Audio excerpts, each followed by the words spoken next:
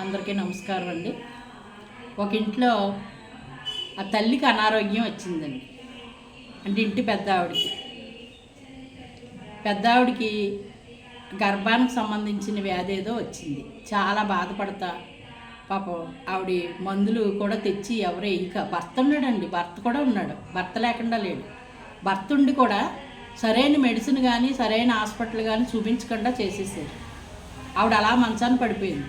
మంచాన పడిపోతే అంత అన్నం పెట్టి అక్కడ పెట్టేస్తున్నారు తప్ప ఈవిడ లోపల ఏమి డిప్రెషన్ అయిపోతుంది, ఏమి మనసులో పెట్టుకుంటుంది, ఎందుకు తిండి తినట్లేదు అని గమనించేవాళ్ళు లేరు. భర్త కానీ పిల్లలు కానీ, కూతురు కొడుకులు కూడా ఉన్నారు.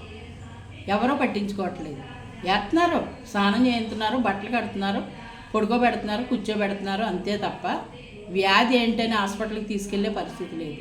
ఎవరైనా ఇరుగు పొరుగు ఏదైనా హాస్పిటల్కి తీసుకెళ్ళకపోయారా అంటే రానంటుందంటే ఆవిడ మనసులో బలంగా పెట్టుకుందండి. ఎందుకంటే కట్టుకున్న భర్త ఉండి నన్ను పట్టించుకోవట్లేదు, మెడిసిన్ తేవట్లేదు, బలమైన ఆహారం తేవట్లేదు, నేను ఎందుకు బతకూడదు, నేను చచ్చిపోవాలి తొందరగాను, ఇలా సీకిపోతే తొందరగా చచ్చిపోతాను కదా అని ఉద్దేశం పెట్టేసుకుని ఆవిడ ఇంకా మంచాన్ని పట్టేసింది. అండి పిల్లలు తప్పు చేస్తున్నారనుకోండి, భర్త సరి చేయాలి. తప్పమ్మా అమ్మకి టైంకి ఇవ్వండి అని చెప్పాలి. భర్త డబ్బులు లేకపోతే ఒక బాధ, కష్టపడి సంపాదించిన మూట కట్టి కొడుకులకి కూతుర్లకి అప్పచెప్తా మూట కట్టి ఇల్లు ఒకళ్ళు పలపరిచి పెట్టిన తర్వాత అందులో తీసి ఆవిడ ఆరోగ్యానికి ఖర్చు పెట్టలేడండి. అతను ఖర్చు పెట్టకుండా పోగు చేస్తున్నాడు. ఎందుకు పోగు చేస్తున్నాడో అర్థం కాదు. కానీ చుట్టుపక్కల వాళ్ళు అందరూ అంటున్నారు ఏమన్నీ పట్టించుకోవట్లేదండి, అలా వదిలేసారు పాపం అనేసి.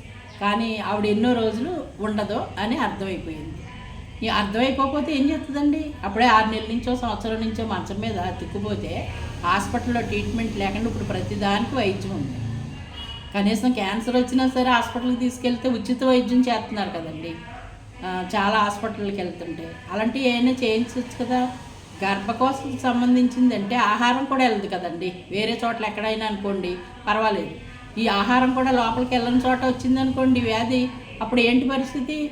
మానసిక డిప్రెషన్ అంటే మనిషిని చంపేస్తుందండి.